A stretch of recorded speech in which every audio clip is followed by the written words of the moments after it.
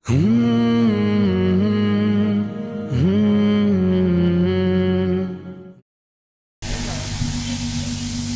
अलैकुम वरहमतुल्लाहि वबरकातुहू। नहमदुहु व नुसल्ली अला हबीबिहिल करीम, अम्मा बाद फ़अऊज़ु बिल्लाहि मिनश शैतानिर रजीम, बिस्मिल्लाहिर रहमानिर रहीम।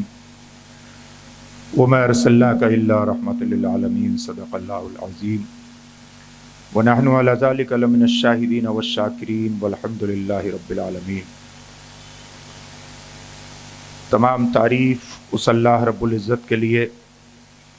जिसने लफ्ज़ कुन से कायनात को पैदा फरमाया। दरूद व सलाम की डालियाँ पेश हैं गुंबद खज़रा में आराम फरमाने वाले उस मकी की बारगाह में, जिसके रोज़ा अनवर से आज भी ये आवाज़ आ रही है कि निशान मंजिल मकसूद है मेरी तुरबत, निशान ये छोड़ता हूँ अहले कारवां के लिए। इन्नल्लाह व मलाइकतहु युसल्लूना अलन नबी या अय्युहल्लज़ीना आमनू सल्लु अलैहि व सल्लिमू तस्लीमा। अल्लाहुम्मा सल्लि व सल्लिम अला सय्यिदिना मौलाना मुहम्मदिन मादिल जूद वल करम वालिहि व बारिक व सल्लिम सलातन व सलामन अलैका या रसूलल्लाह। मैं शुक्रगुजार हूँ इस जलसे के निगरां और MBT के सदर मोहतरम मजीदुल्लाह खां फरहत साहब का, इस जलसे के मोतमिद मजलिस इस्तक़बालिया मोहतरम अमजदुल्लाह खां खालिद साहब का। मुझे तकरीबन इस इजलास में आते हुए गालिबन 15 वर्ष हो चुके हैं, क्योंकि पहली मर्तबा मैं इस इजलास में उस वक्त हाजिर हुआ था जिस साल हमारी आमद से एक हफ़्ता पहले ये नया शमशाबाद एयरपोर्ट का इफ्तिताह हुआ था। तो शायद एयरलाइंस में इंडिगो और शमशाबाद एयरपोर्ट और मजलिस के जलसे में मेरी शिरकत की उम्र तकरीबन बराबर है। नबी के जलसे में जैसा अमजदुल्लाह खां खालिद साहब फरमा रहे थे कि वो लोग आते हैं जिन्हें नबी बुलाते हैं। इफ्तिखार आरिफ साहब ने कहा था कि मैं बस यूं ही तो नहीं आ गया हूं महफिल में, मैं बस यूं ही तो नहीं आ गया हूं महफिल में, कहीं से इज़्न मिला है तो हाजिरी हुई है। मदीना व नजफ व करबला में रहता है, दिल एक तरह की आबो हवा में रहता है। दरूद पहले भी पढ़ता हूँ और बाद में भी, इसीलिए तो असर भी दुआ में रहता है। साल में एक बार आपसे मुलाकात करने का ये ऐसा मौका होता है जब न सिर्फ हम बारगाह रिसालत महब सल्लल्लाहु अलैहि वसल्लम में अकीदतों के नजराने नछावर करते हैं, बल्कि एक साल में हमने क्या खाया खोया और क्या पाया है उसका एहतिसाब भी करते हैं, एहतिसाब खुदी भी करते हैं और आखिरत के लिए तैयारी करने की कोशिश भी करते हैं। अंग्रेजी की मशहूर टर्म है डिस्टेंस लेस चार, दूर के ढोल बहुत सुहाने लगते हैं। भाई अमजदुल्लाह खां खालिद साहब फरमा रहे थे कि जब हम हैदराबाद से बाहर जाते हैं, और जैसा मेहमान खुसूसी के हवाले से कहा कि हज़रत अल्लामा मौलाना डॉक्टर यासीन अली उस्मानी साहब और हम जैसे बेशतर लोग जो हैदराबाद से बाहर रहते हैं, हैदराबाद को नहीं जानते, वो हैदराबाद की क़यादत की तरफ उम्मीद की निगाहों से देखते हैं, लेकिन जब वो हैदराबाद की हकीकत को जानते हैं तो उन्हें मायूसी हाथ आती है। मैं बहुत मुख्तसर गुफ्तगू करूँगा आज, इसलिए कि मेरे खुद पसंदीदा ख़तीब हैं हज़रत अल्लामा यासीन उस्मानी साहब। तकरीबन 7-8 साल पहले एक मरतबा हमने कोशिश की थी और उस वक्त लीबिया का उनका दौरा आ गया था, जिसकी बुनियाद पर वो शिरकत नहीं कर पाए थे। इस बार हमारी खुशनसीबी है कि मेहमान खुसूसी की हैसियत से हज़रत अल्लामा मौलाना डॉक्टर यासीन अली उस्मानी साहब बदायूनी, जहाँ के मुफ्ती आज़म निज़ाम हैदराबाद के यहाँ के मुफ्ती आज़म हुआ करते थे। बदायूं और हैदराबाद का रिश्ता बहुत पुराना, एक इल्मी सरजमीन है। निज़ामुद्दीन औलिया की जाए पैदाइश से तशरीफ़ लाते हैं। सियासत को, समाज को, मुल्क को, मिल्लत को, मसाइल को बहुत खूबसूरती के साथ और उनके हक़ाइक़ को समझते हैं। मुस्लिम पर्सनल लॉ बोर्ड, मिली कौंसिल जैसी तंजीमों के एग्जीक्यूटिव रुकन हैं और अवामी मसाइल पर अपनी बेबाक राय देते हैं। सियासत में होने के बावजूद आपके दामन पे करप्शन के इस तरह के कोई धब्बे नहीं हैं जिन्हें उनके सामने रखा जाए तो उन्हें अपने माजी पर शर्मिंदगी हो। रसूल करीम सल्लल्लाहु अलैहि वसल्लम की फजीलत के हवाले से मुझसे पेशरो मुकर्रिर से आप बहुत सारी गुफ्तगू अहादीस और कुरान की आयात की रोशनी में सुन चुके। अहले हैदराबाद जानते हैं कि मैं किस तरह की गुफ्तगू करता हूँ। नबी की फजीलत पे गुफ्तगू की जाए तो वक्त कम पड़ जाएगा, इसलिए कि जिसकी फजीलत की गुफ्तगू कुरान करीम ने की हो, जिसकी फजीलत में तोहा और यासीन उतरी हो, जिसको वद्दुहा कहा गया हो, जिसको मुदस्सिर और मुजम्मिल कहा गया हो, जिसके लिए इन्ना अतैना कल कौसर नाजिल हुई हो, जिसके लिए माकाना मोहम्मदुन अबा अहदिम मिन रिजालिकुम वलाकिन रसूलुल्लाहि व खातमुन नबिय्यीन व कान अल्लाहु बिकुल्लि शैइन अलीमा नाजिल हुआ हो, उसकी तारीफ हम और आप अपनी गुनाहगार जबान से क्या कर पाएंगे। मैं चंद मिनट आपकी तवज्जो उन हालात की तरफ मबजूल कराना चाहता हूं कि नबी या रिफॉर्मर दुनिया में आता किस लिए है, पैगंबर या मैसेंजर दुनिया में आता किस लिए है, उसकी दावत का मकसद क्या होता है, उसका मिशन क्या होता है। इसलिए कि हम सीरत पाक को मरबूत नहीं कर सकते, सीरत पाक के मुताले को मरबूत नहीं कर सकते, वाक़यात की तौजीह नहीं कर सकते, मुताला सीरत का मकसद मुतय्यन नहीं कर सकते, और हमें उससे जो कुछ अखज़ करना है वो कुछ अखज़ नहीं कर सकते ताबक़ते कि हम उसके काम की नौइयत, उसके मिशन की इफादियत, उनके आने की मकसदियत को पेश नज़र न रखें।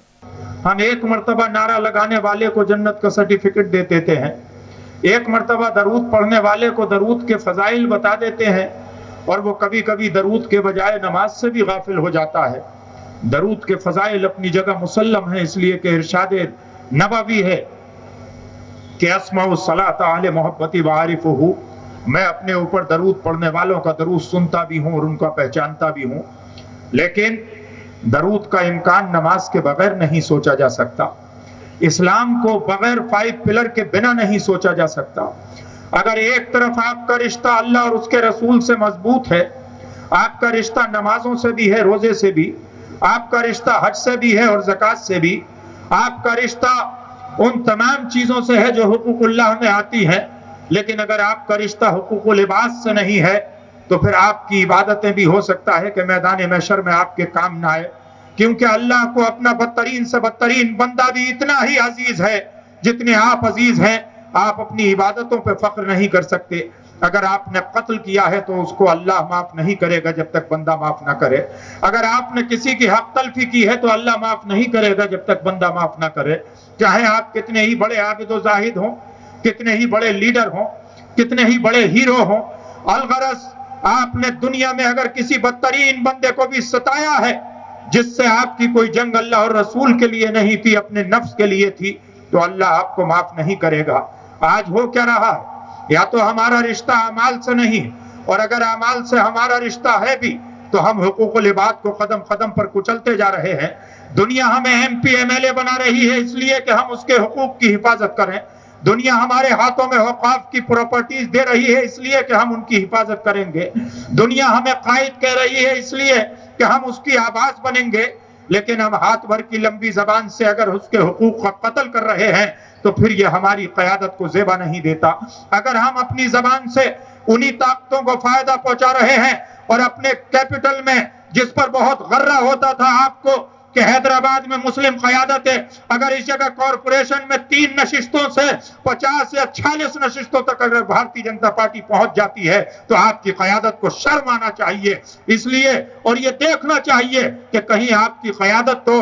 आग में घी डालने का काम नहीं कर रही है, कहीं आपकी क़यादत तो जख्मों पर नमक छिड़कने का काम नहीं कर रही है, कहीं आपकी क़यादत ने तो मुसालेहत नहीं कर ली है कि सिर्फ हैदराबाद हमारे कब्जे में रहने दो और पूरा मुल्क आप अपने कब्जे में ले लो। कहीं ऐसा तो नहीं हो रहा है। یہ سوچنے کی بات ہے، یہ آپ کو سمجھنے کی بات ہے کہ پہلی مرتبہ تاریخ میں ایسا کیوں ہوا ہے۔ بھارتی جنتا پارٹی کی حکومتیں تو پہلے بھی بنی تھی 6 سال کے لیے اس دیش میں،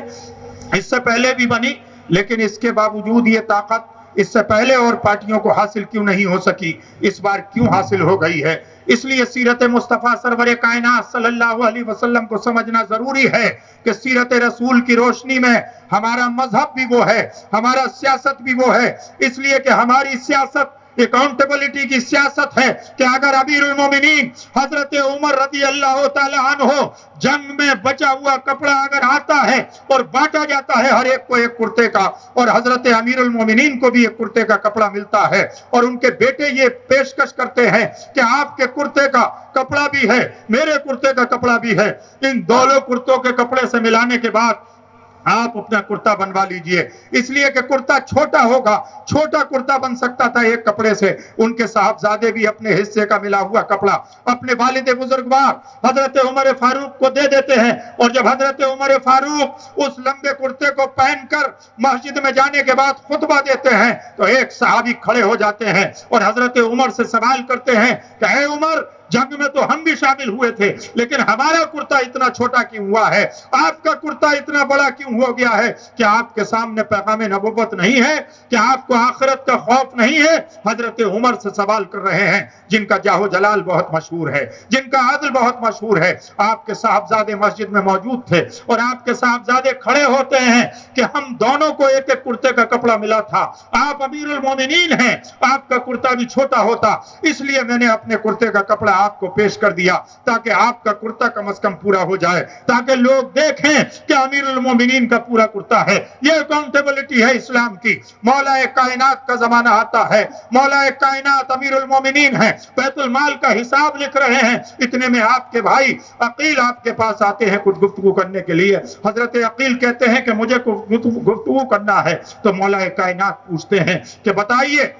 یہ گفتگو سرکاری مسئلے میں کرنا ہے، حکومت کے تعلق سے کرنا ہے، یا ذاتی گفتگو کرنا ہے؟ تو وہ کہتے ہیں کہ مجھے ذاتی گفتگو کرنے کے لیے آیا ہوں۔ آپ چراغ بجھا دیتے ہیں۔ انہوں نے کہا یہ کیا معاملہ، چراغ کو گل کیوں کر دیا؟ کہا میں چراغ میں جلا کر بیت المال کا حساب لکھ رہا تھا، چراغ سرکاری پیسے سے جل رہا تھا، اس لیے میں نے چراغ کو گل کر دیا، اور اب آپ اپنی گفتگو بتائیے۔ تو عقیل کہتے ہیں کہ میں کچھ مال غنیمت لینے کے لیے آیا، مجھے بیت المال سے کچھ سامان دے دیا جائے، میری بیگم نے مجھے بھیجا ہے کہ جائیے آپ کے امیر المومنین ہیں آپ کے بھائی، ان سے کچھ سامان لے آئیے۔ تو مولا کائنات پوچھتے ہیں کہ عقیل، جس جنگ میں آنے والے لوگوں کو بیت المال سے سامان بانٹا گیا تھا کیا وہ حصہ تمہیں نہیں ملا؟ آپ فرماتے ہیں کہ مجھے حصہ تو ملا تھا لیکن وہ ناکافی تھا، میرا بھائی امیر المومنین ہے، آپ امیر المومنین ہیں، مجھے کچھ اور چاہیے، اور بھی دے دیجئے۔ مولا کائنات اپنے اراکین کو بلاتے ہیں اور ان سے کہتے ہیں کہ ایک زبردست آگ روشن کی جائے، ایک آگ جلائی جائے،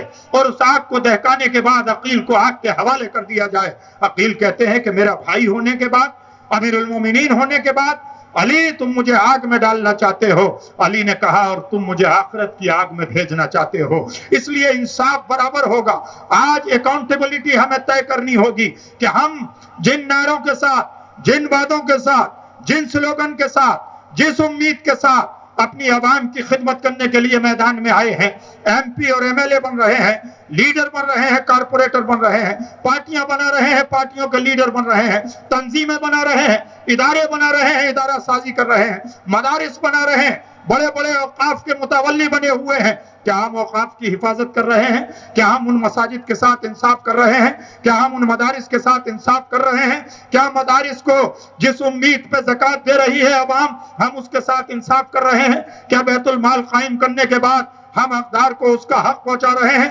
دنیا جب سے قائم ہوئی ہے اور جب تک رہے گی، دنیا میں ایک مسئلہ کامن رہا ہے، لوگ کسی بھی مذہب کے ماننے والے ہوں، کسی بھی خطے کے رہنے والے ہوں، کسی بھی عقیدے کے ماننے والے ہوں، لوگ اپنے حقوق حاصل کرنے کے لیے روڈ پہ آتے ہیں، لوگ اپنے حقوق حاصل کرنے کے لیے صدائے احتجاج بلند کرتے ہیں، لوگ اپنے حقوق حاصل کرنے کے لیے پروٹیسٹ کرتے ہیں، انقلاب زندہ باد کے نعرے لگاتے ہیں، حکومتوں کے خلاف، کبھی تنظیموں کے خلاف، کبھی پولیٹیکل پارٹیوں کے خلاف، کبھی کسی کے خلاف، جب تک ان کو حق نہیں مل جاتا۔ اگر آپ چاہتے ہیں کہ دنیا پیسفل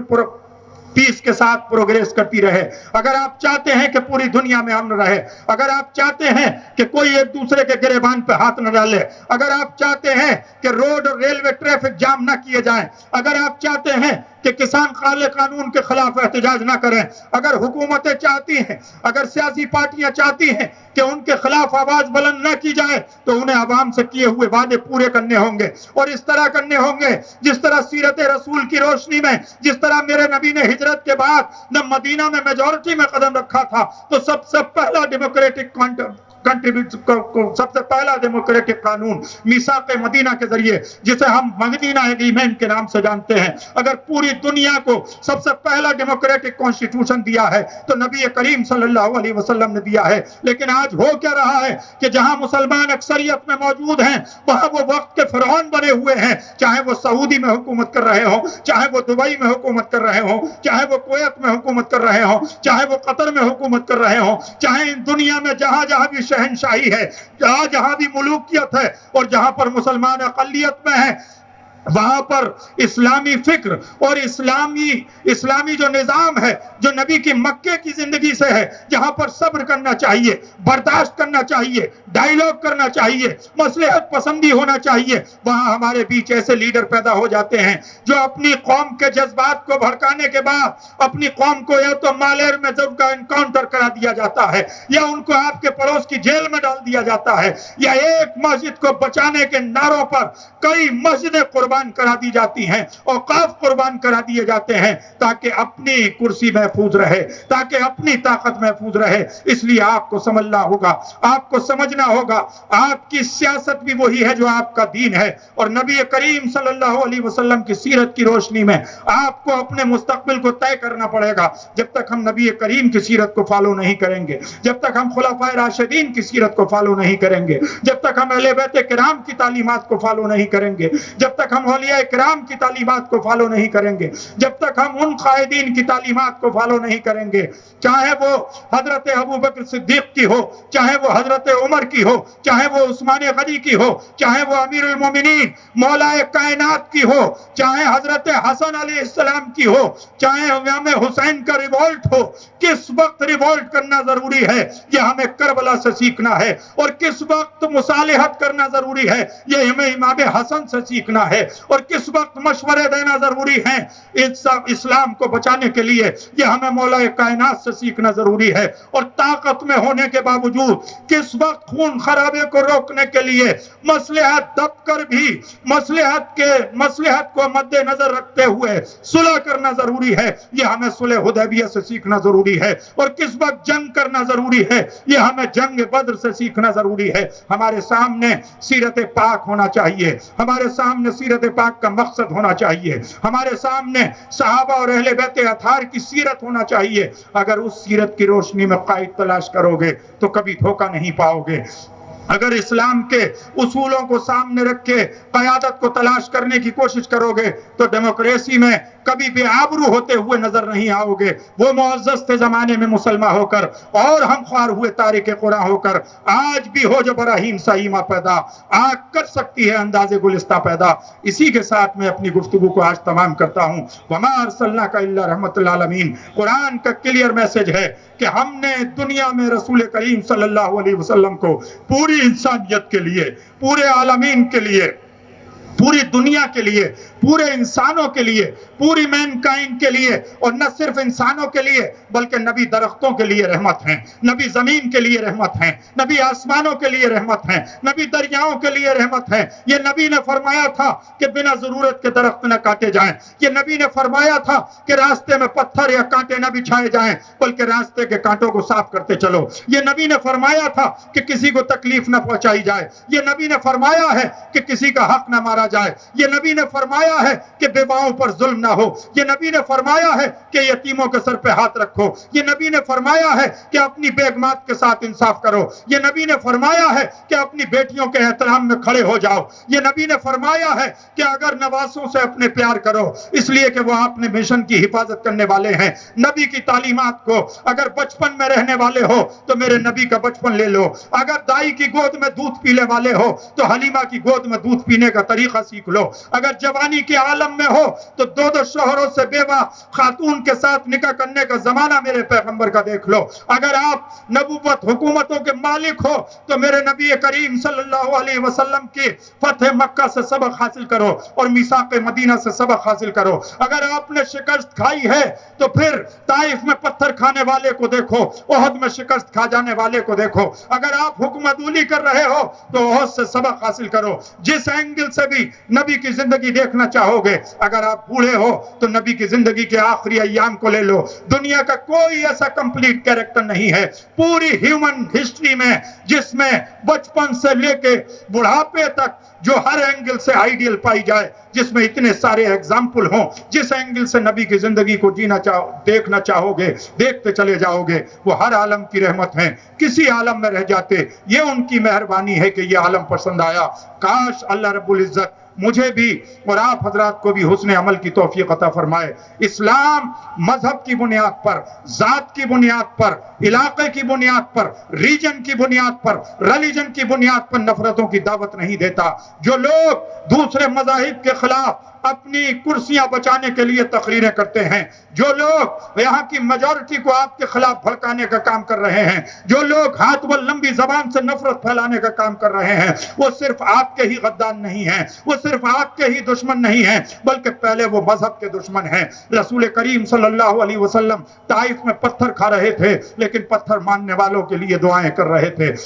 نبی کریم صلی اللہ علیہ وسلم مکے سے ہجرت کرنے پر مجبور ہو رہے تھے لیکن مکے کو حضرت کی نگاہ سے دیکھ رہے تھے, ان کے لیے دعائیں کر رہے تھے. نبی ان تمام بدترین لوگوں کے لیے معافی کا اعلان کر رہے تھے جنہوں نے آپ کے چچا کا کچا کلیجہ چبایا تھا. بدترین لوگوں کے لیے. اس لیے اگر آپ قائد ہیں تو آپ ریونج نہیں لے سکتے. اور یہاں ہو کیا رہا ہے, اگر آپ ان کے حامی نہیں ہیں تو آپ کو تباہ و برباد کر دیا جاتا ہے, جھوٹے مقدمے لگا دیے جاتے ہیں, جیل میں ڈال دیا جاتا ہے, یا انکاؤنٹر کرا دیا جاتا ہے, یا آپ کو مروا دیا جاتا ہے, آپ کی زندگی کے دائرے کو تنگ کر دیا جاتا ہے, آپ کو معاشی اعتبار سے اتنے نقصان پہنچائے جاتے ہیں کہ خود مجھے ایک صاحب نے بتایا وہ کسی دوسری پولیٹیکل پارٹی میں چلے گئے تھے, بہت بڑے گھرانے کے تھے. انہوں نے کہا کہ صرف 6 مہینے کے اندر یا سال بھر کے اندر مجھے کروڑوں روپے کے نقصانات ہوئے, لیکن جس دن میں اس میں واپس گیا ایک ہی سودا ایسا تھا کہ مجھے ایک ہی بار میں تقریباً 41 لاکھ روپے کا فائدہ ہوا. اور یہ کہا کہ ٹھیک ہے صاحب اب اس چیز کو پٹا لیجئے. یہ قیادت ہے یہاں کی. وہ معزز تھے زمانے میں مسلمان ہو کر, اور تم خوار ہوئے تاریخ قرآن ہو کر لوگوں کی لاشوں پہ پارلیمنٹ پہنچنے کی کوشش مت کرو, لوگوں کی لاشوں پہ اسمبلیوں کو تعمیر کرنے کی کوشش مت کرو, لوگوں کی لاشوں سے مسجدوں سے سمجھوتے کرنے کے بعد, انکاؤنٹر کرانے کے بعد اور 5 مسجدوں کو شہید کرانے کے بعد, وقت کی پراپرٹی کو بیچنے کے بعد, اور کمیونٹی کی جو بلڈنگیں ہیں, جو ادارے ہیں, جو کمیونٹی سے پیسے سے بنے ہوئے ہاسپٹلز ہیں, انسٹیٹیوشنز ہیں, انہیں اپنی ذاتی میراث بنانے کی کوشش مت کرو, اس لیے کہ یہ کمیونٹی کے پیسے کے ہیں. کاش آپ کے سامنے مولا کائنات کا وہ جواب ہو جو حضرت عقیل کو دیا گیا ہے. کاش آپ کے سامنے حضرت عمر فاروق کی عدالت ہو تو پھر کبھی گمراہ نہیں ہوگے. اس لیے کبھی بھی اس قوم کو دوسرے لوگوں نے برباد نہیں کیا ہے. یہ قوم جب بھی لوٹی گئی ہے, اس قوم کے ساتھ جب بھی غداری ہوئی ہے, اس قوم پر جب بھی عذاب آیا ہے, اپنے ہی بیچ کے میر جعفر اور میر صادق نے ہمارے بیچ غداری کرنے کی کوشش کی ہے, جس کے نتیجے میں کبھی ٹیپو سلطان کو نشانہ بنایا گیا ہے, کبھی ہندوستان کو نشانہ بنایا گیا ہے, کبھی آصف الدولہ کو نشانہ بنایا گیا ہے. اس لیے ہندوستان کی تاریخ کے پس منظر میں بھی آپ کو اپنے آپ کو یاد رکھنا ہے, اسلام کی تاریخ کے پس منظر میں بھی اپنے آپ کو یاد رکھنا ہے. اس لیے کہ وہ قوم نہیں لائق ہنگامہ فردا, جس قوم کی قسمت میں کہ امروز نہیں ہے, جو لوگ اپنا گھر نہیں بچا پائے, اپنے گھر میں لوگوں کو 3 سے 50 تک پہنچا دیتے ہیں, آج وہ اتر پردیش اور بہار بچانے کے لیے گھوم رہے ہیں, آج وہ نارتھ انڈیا میں بنگال بچانے کے لیے گھوم رہے ہیں, آج وہ لوگوں کو, اس لیے کہ پھر ایک بڑی تباہی جو یہاں پر وہ کر رہے تھے وہ وہاں پر کرنا چاہتے ہیں. اور مجھے امید ہے کہ ایسی قیادت کو آنے والے وقت میں مجلس اتحاد المسلمین کی صدارت نہیں بلکہ بی ایچ پی کی صدارت قبول کر لینی چاہیے، اس لیے کہ جو کام وہ تنظیمیں نہیں کر پا رہی ہیں وہ کام یہ تنظیم کر رہی ہے، اس کی قیادت کر رہی ہے۔ آنے والے وقت میں اتر پردیش سے بھی یہی جواب ملنے والا ہے جو جواب بنگال کی سرزمین سے ملا تھا۔ بہار کے لوگوں نے تھوڑی سی غلطی کی تھی، وہاں پر سیکولر سرکار صرف اس بنیاد پر نہیں بن پائی۔ آج آپ چھوٹا سا احتجاج کر دیں حکومت کے خلاف، کل آپ کے خلاف مقدمے ہو جائیں گے، آپ کو جیل میں ڈال دیا جائے گا، آپ کی پراپرٹی کو سیز کر دیا جائے گا، کالے قانون کے خلاف لڑنے والے کسانوں کے اوپر مقدمے ہو رہے ہیں، آکسیجن کی خبریں چھاپنے والے اخباروں کے اوپر مقدمے ہو رہے ہیں، کووڈ میں مرنے والوں کی صحیح تعداد بتانے والوں کے اوپر مقدمے ہو رہے ہیں، لیکن ایک واحد سب سے طاقتور انسان ہے، ایک انسان ہے پورے ہندوستان میں اتنا طاقتور، تمام کمیونٹیز میں ملا کے وہ کتنی بھی زبان بولے، کتنی بھی گالیاں بکے، حکومت کو کتنا بھی کرٹیسائز کرے، حکومت کے بارے میں آر ایس ایس کے بارے میں کچھ بھی کہے، صرف اس کو 7 خون معاف ہیں، اس لیے کہ انہیں پتا ہے کہ زبان کچھ بھی ہو کام تو ہمارا ہو رہا ہے، کارواں تو ہمارا آگے بڑھ رہا ہے آیا فطرہ یورش تاتار کے افسانے سے پاسما مل گئے کعبے کو صنم خانے سے۔ دوستو ہمیں اپنی سرشت بدلنا ہوگی، اپنے دوستوں اور دشمنوں کو پہچاننا ہوگا۔ میں یہ ریکویسٹ کروں گا کہ آپ شیروانی پہنیے، بریانی کھائیے، جس 4 دیواری کے بیچ آپ کے آبا و اجداد رہتے تھے اپنے آپ کو اسی شہر میں سیمت کریے اور اسی شہر والوں کے ساتھ انصاف کیجئے۔ اتر پردیش والوں کو حیدرآباد کی قیادت کی ضرورت نہیں ہے، بہار کے لوگوں کو حیدرآباد کی قیادت کی ضرورت نہیں ہے۔ ہم نے سب سے زیادہ پردھان منتری دیے ہیں اس دیش کو، ہمیں کسی قیادت کی کسی ایم پی کی ضرورت نہیں، جو پی ایم بناتا ہے اسے ایم پی کی ضرورت نہیں۔ ہم نے آزادی کے آندولن میں سب سے زیادہ شہید اگر دیے ہیں تو وہ اتر پردیش نے دیے ہیں۔ ہم اتر پردیش والوں کو، لوہیا اور جے پی کی زمین پر رہنے والوں کو یہاں کی فرضی قیادت کی ضرورت نہیں ہے کہ وہ آئے اور نفرت کی زبان بولنے کے بعد ہمارے اتر پردیش کو پھر کسی فساد میں جھونک دے، پھر مسلمانوں کے دائرے کو تنگ کر دے۔ اس لیے ہمیں سیکولر ہندوؤں کے ساتھ، برادران وطن کے ساتھ مل کر آگے بڑھنے کی ضرورت ہے، حکومتوں کے ساتھ ڈائیلاگ کرنے کی ضرورت ہے، اور جو ہمارے آزمائے ہوئے لوگ ہیں انہی لوگوں کو آزماتے ہوئے، ماضی کی 70-75 سال کی تاریخ کو آزماتے ہوئے ان کے ساتھ، اس لیے کہ اتر پردیش وہ سرزمین ہے کہ کسی بھی مسلم پارٹی کو مسلمان کے نام پر ہمیشہ اتر پردیش کی سرزمین نے ریجیکٹ کیا ہے، بہار کی سرزمین نے ریجیکٹ کیا ہے، بنگال کی سرزمین نے ریجیکٹ کیا ہے، آسام کی سرزمین نے بھی ایک لوکل معاملہ ضرور ہے ورنہ تو ان لوگوں نے بھی ریجیکٹ کیا ہے۔ اس لیے ہم تمام ہندو مسلم سکھ عیسائی بڑے آرام سے ہیں، ہماری زندگی میں زہر گھولنے کی کوشش نہ کی جائے، اور آنے والے 2022 میں ایسا ہی منہ توڑ جواب دینے کی تیاری میں ہیں جو جواب آج جناب کو بنگال کی سرزمین سے ممتا بنرجی نے دیا ہے، وہی جواب دینے کی تیاری ہے۔ اس لیے بہتر ہوگا کہ وقت رہتے ہوئے لوگوں کے جذبات بھڑکانے کا کام بند کر دیجئے، اور جس کے لیے آپ کو M P M L A بنایا ہے اس کے لیے کوٹلہ میں مرنے والے لوگوں کو انصاف دلائیے، کووڈ میں مرنے والے لوگوں کو انصاف دلائیے، ایک خانہ مسجد کی پہلے بات کریے، بعد میں بابری مسجد کی بات کیجیے گا، اس لیے کہ جو اپنے گھر کی مسجد کو آباد نہ کر سکے جب وہ بابری مسجد کی بات کرتا ہے تو ایسا لگتا ہے کہ جیسے شیطان قرآن کی تلاوت کی کوشش کر رہا ہے۔ اس لیے دوسری جگہ جانے سے پہلے سب سے پہلے اپنے گھر کو اور اپنے گھر کے ارد گرد کو، اپنے پڑوس کے لوگوں کو ان میں اعتماد کرنے کی کوشش کیجئے۔ آخر کیا سبب ہے کہ آپ حیدرآباد کے لوگوں کا دل کیوں نہیں جیت پائے؟ حیدرآباد کے لوگوں کا دل کارپوریشن میں بھارتی جنتا پارٹی کیوں جیتنے میں کامیاب ہو گئی اتنی بڑی قیادت کے سامنے؟ یہ سب سے بڑا مسئلہ ہے۔ گھر بنانے کا تصور تو بہت بات کا ہے، پہلے یہ طے ہو کہ اس گھر کو بچائیں کیسے۔ میں سمجھتا ہوں کہ سمجھدار کو اشارہ کافی ہے، اور اتر پردیش کی سرزمین پر نفرتیں پھیلانے کی کوشش نہیں کی جائے گی، اور اگر کی گئی تو وہاں کی اجتماعیت، وہاں کے امن پرست لوگ، وہاں کے سیکولر ہندو اور مسلمان سکھ عیسائی مل کے منہ توڑ جواب دیں گے، اور کسی بھی باہر کی طاقت کو یہ اجازت نہیں دیں گے کہ وہ آنے کے بعد ان کی کمنل ہارمنی کو برباد کرنے کی کوشش کرے۔ ہندوستان زندہ باد، انقلاب زندہ باد، اسلام زندہ باد، پیغمبر اسلام صلی اللہ علیہ وسلم پائندہ باد۔ اب میں بڑے ادب اور احترام کے ساتھ آج کے مہمان خصوصی، میرے انتہائی فیورٹ مقرر، کیونکہ وہ بہت ہی سنجیدہ لب و لہجے میں گفتگو کرتے ہیں، اور نہ صرف ملک میں بلکہ دنیا کے مختلف فورم پہ انہوں نے اپنی گفتگو کے ذریعے، اپنی فراست کے ذریعے، اپنی فکر کے ذریعے، اپنی دانشوری کے ذریعے بہت خوبصورت نقوش چھوڑے ہیں۔ میرے خیال سے ایک دہائی نہیں بلکہ تقریباً 2 دہائیوں سے کنٹینیو مسلم پرسنل لا بورڈ سے بھی وابستہ ہیں، اس کی ایگزیکٹو کونسل کے بھی رکن ہیں، ملی کونسل بھی جب سے قائم ہوئی ہے اس وقت سے لے کے اہل سنت کے نمائندے کی حیثیت سے وہ اس میں نمائندگی کرتے ہیں، اور 2 دہائیوں سے زیادہ سے سماج وادی کی بھی رکنیت، اور پیرلل ٹو محمد اعظم خان ایک مرتبہ وہ ملائم سنگھ کی صدارت میں آل انڈیا